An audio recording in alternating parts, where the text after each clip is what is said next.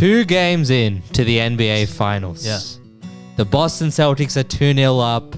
Let's talk about it. Let's talk about what happened to our beloved Dallas Mavericks. Let's talk about what hopefully will happen to these Boston Celtics. Let's get locked into NBA casuals. Param, Jono, both Boston haters, but as it is always on this channel, every good debate has 2 sides. Today, Jono's repping the Mavs, and I'm sadly, against my own will, with the Boston Celtics. I mean, you chose them to win the series, so you can't be complaining like that. Look, there's my heart and my head, and the way it's leaning, Jono, let's get into it. Yep.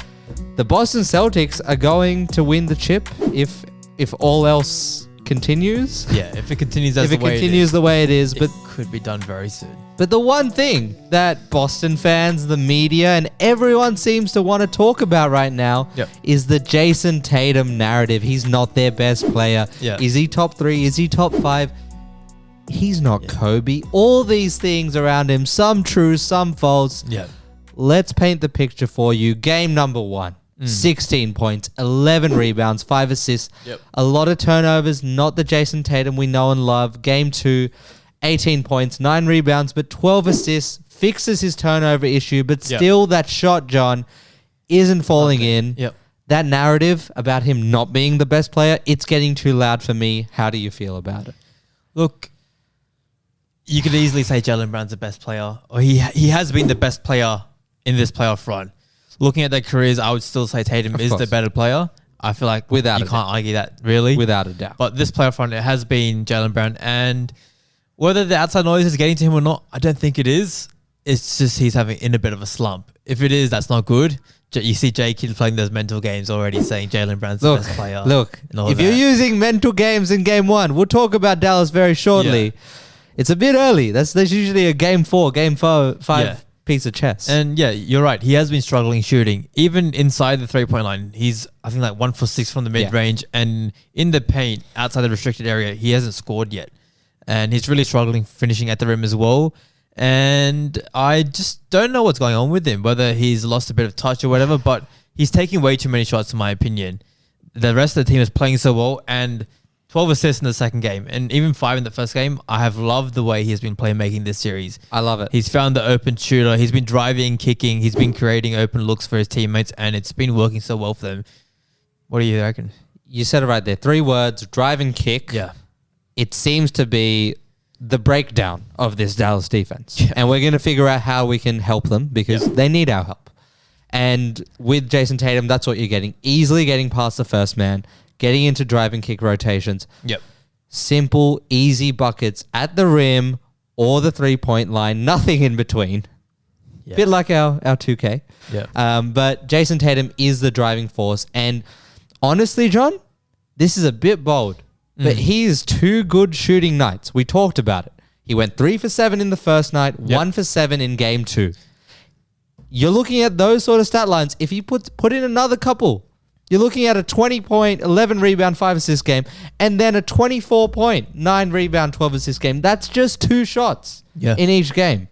2 shots. What's that? 0.5 seconds each shot. 1 second of a 48-minute game going slightly differently. Yeah. And the whole narrative shifts. So you say he's taking too many shots, but for me, it's fine. All is well in Boston, and the fact that they can win. The fact that Jason Tatum, when he doesn't have good scoring nights, John, he can still contribute. On the defensive end, he is still a lockdown defender. He's guarding the center. He's the reason Porzingis is allowed to roam. Okay? Yeah. There's so much about this guy that we should love as basketball fans. Because he plays in Boston, I get it. People don't like him. But as a basketball player, yes, he idolizes Kobe. We joke about that all the time. But this series, the mentality, the approach, everything is good. It's all about winning. Everything it's all for the team. Is good. That's what I want to say. All I'm going to say, we've heard Derek White, Finals MVP, Drew Holiday, Finals MVP, Jaylen Brown, Finals MVP. It's in the balance right now. 2 good shooting nights. Fellas, as long as you win 2 games, whoever has the best shooting night will probably get it. You're saying a Jason Tatum shooting night, it gives me PTSD. Game 7 last year, it was bad the whole series and then goes for 50 just like that. And look, he's broken my heart multiple times. I hope this series goes to 7. But Dallas, man, Kyrie, Luka, especially Kyrie, it's not been enough. It's not been enough. It's time for a performance review. Okay. Game 1, 12 rebounds, 3 points, 2 assists. Game 2, 12 rebounds and 3 points. 12 points. Yeah. He's not Derek Lively, even though I doubt he'd get to double-digit rebounds right now. Game 2, 16 points, 2 rebounds, and 6 assists. Just not good enough from him. And it's more than those numbers, really. It's more because you watch the game, you're getting a feeling that this guy can't help me right now. He's not getting anywhere near the sort of hockey assist. He's not getting anywhere near the separation that can lead to any sort of points and productivity. Yeah, he's not getting that space when he's on those drives or just dribbling. And you see when he comes up against Porzingis, he looks scared to go at him, even drive on him or even step back on him. I get that's not the size on him, but that's a real problem in the league, John. Porzingis is not on an ISO. As a guy that's skilled as Kyrie, you shouldn't be looking that scared on the court. And is it the physicality? Is it the crowd in Boston that got to him? You don't know. Is it? And we ask ourselves: is it just him playing bad, or is it Boston's defense, or is it a bit of both? And I would say, you tell the me. majority is the Boston defense, man. He's only scored 28 points across the 2 games on 37%. This is a guy. Shots. This is a guy at 35% that on the field. We love because we know he can put up 40, and those moments are few and far between as he gets older. Yeah. Like it's not just 40; it's 40 with like 5 moments of magic throughout a game. That's what it is. And he started this series off with a great, tough mid-range shot. Yep. But as you said, those sort of moments are few and far in between. And in this series, he's shot 0% from 3. Do you think we're just being funny? He hasn't taken any shots. No, he's had 8 shots. This is Kyrie Irving. We saw he's had multiple wide open shots that could have cut the lead to 5 or 4 in both games. John. And the Kyrie that we know, he hits those. I know. But Kyrie's sort of a case of fraudulent identity right now. But Boston's missing shots too. If you want to bring up what if analysis, I was telling you guys in the group chat. Yeah, we're putting Boston all together though. This is Kyrie Irving we're talking about. Okay, Jason Tatum from the 3-point line. Yeah, but Kyrie Irving has had wide open shots. Jason Tatum, the ones he's missed is just his classic contested threes. Don't call Jason Tatum a casual 3-point. He just takes them so casually. That's because they're That's because they're pretty open as well. And on top of that, he's only had 2 free throw attempts, not in each game, the whole series so far. That's one thing. And when we put out our next video, we're going to talk about it. Yeah. How is the officiating going to differ? That's what I'm interested to see. When he goes to Dallas. When he goes to Dallas, Luka might be getting a few of these bumps. Kyrie as well. It's been so physical. Might see some foul trouble in green. I reckon so. That's what I'm thinking as well. Might see some foul trouble in green. We're going to see it sway towards them. All right, let's talk about it then. You're talking about Kyrie Irving. He's been matched up with Drew Holiday this whole series. Yeah. It's not looking good, bruv. It's not looking good. No. 2 for 8. And you put it down here for me nice and neatly. It's a matchup for 50 possessions. Which is about a quarter of the series so far. Because each team has about 100 possessions per game. Either we figure out a way to get him other matchups. Yep. Get some screens going. Or mano a mano. You just got to beat Drew Holiday. Tough ask, but this is the NBA Finals. So both things you said, the screens, they've been trying that. And Drew Holiday is one of, if not the best screen navigator in the league. And he's just been getting around those screens somehow. Even though he's a big guy, he gets around those screens and he stays in front. And then you said mano a mano. I think yesterday in the third quarter, we both saw this play. Kyrie got it on the left wing. He looked for a screen didn't come. He goes to ISO, bump, loses the dribble, picks it up and has to throw it out to Luka. Possession's dead.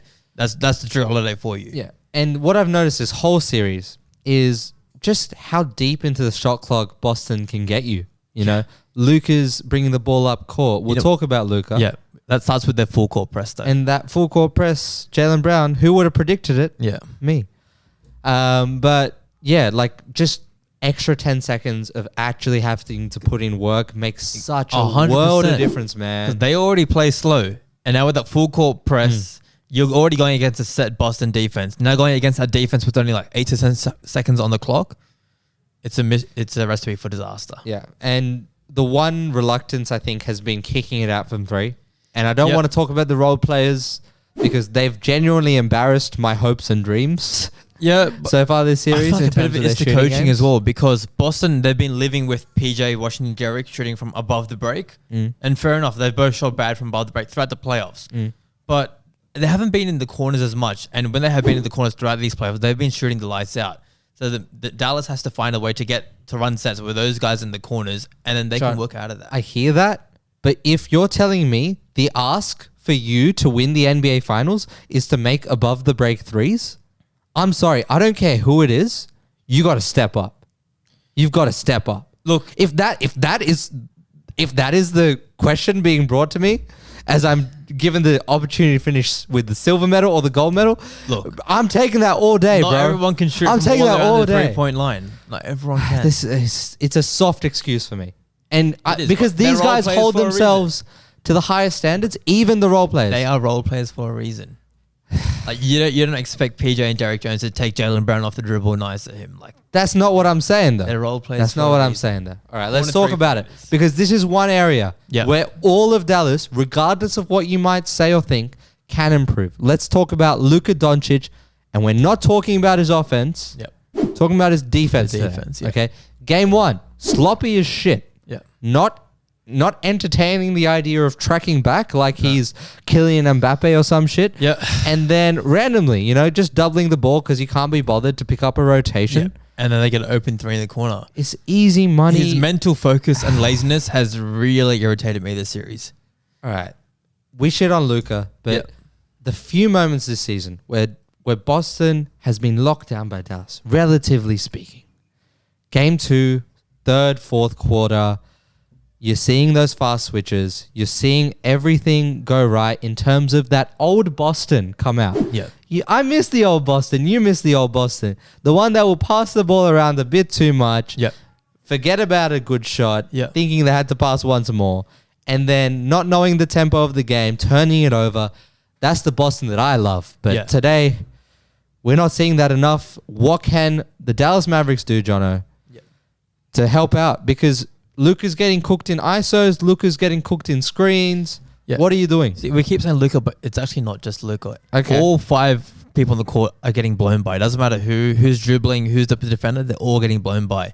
And what you said with reverting to the old Boston, there was a 3-minute period right at the end of the game day before yesterday, in game 2, where the Mavs went on that 9-0 run to bring it back before, well, it should have been an 11-0 run before PJ Washington got fouled. 12-point run. Wasn't called.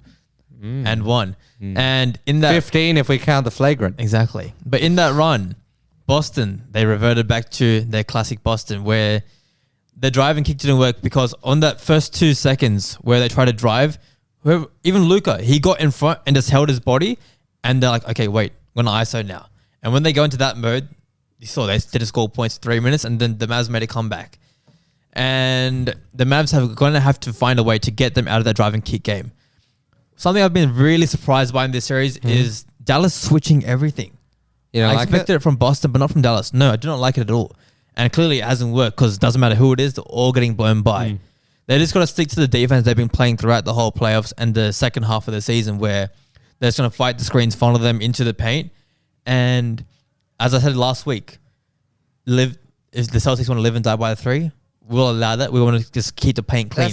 The Celtics have been killing them in the paint and killing them from 3. Even though they missed so many shots in game 2, they created so many open looks. Drew Holiday. And they're running through them in the paint. Like, you can't get them both. You've got to take one away. Like we said, it's been that driving kick. It inside to outside. It's not been an outside reign of terror that's led to this. It's been inside and outside. Yeah. It's been both. Yeah, it has been both. It's been both. But the intention is to get to the rim. Yeah. And that sets off the 3-point reaction. Yeah. Look, I get they have the stretch 5 in Horford or Porzingis, but you've still got to bring that rim protector, whether it's Gafford or Lively, have them in the paint just to help with the drives because everyone is getting blown by. And on the perimeter, just rotate all around. It's been chaos right now with them all switching. They're all out of places that they're not used to being. And there's no communication. There's 2 flying to the ball. And then you have like 2 open shooters. And Boston are just raining down threes. Before I say it, John, before we wrap up the video. What are you going to say? Because I asked you in the question. You didn't give me a response, Nah. Because all the past 2-3 weeks, What? My heart has been with the Dallas Mavericks, but your head has been with the Dallas Mavericks. Yeah. And I asked you point blank. Yeah. Did you expect to go down 2-0 Yeah. to the Boston Celtics? And all I got was, it was certainly possible. It was certainly very much. part of the calculation. I thought it would be 1-1. Tell me right now, either apologize to my face because the games have gone pretty much as I've called them. And now I swore, so I have to cut that out. Yeah. Nice. The games have gone pretty much how I said. Yeah. I told you this would be a 5-6 game series. You didn't want to believe me. It might even be shorter than that. I mean, it could be a 6-game series still. It could be a 6-game series still. On your life, is this a 6-game series right now? Nah, there's no way it'll be a 6 if Dallas wins. It'll go 7 if Dallas is going to win. But look, I knew there was a very great chance it would be 2-0 Boston going back to Dallas, but I honestly thought it would be 1-1 going back to Dallas, and Dallas would be 3-1 up after 4 games. Let's but that's see. not going to be the case. Let's see if Dallas can tie this shit up. Let's see. I hope so. Let's get back to it. We got a weekend special for you, fellas. Thanks for sticking through the whole video. We got a new camera. We got 200 subs. Whatever we set our mind to, give it time. Give it a lot of time. We're going to do it. Yep. We're going to do it. Stay locked in. As always, if you like the video, hit the like button. Ciao. See ya.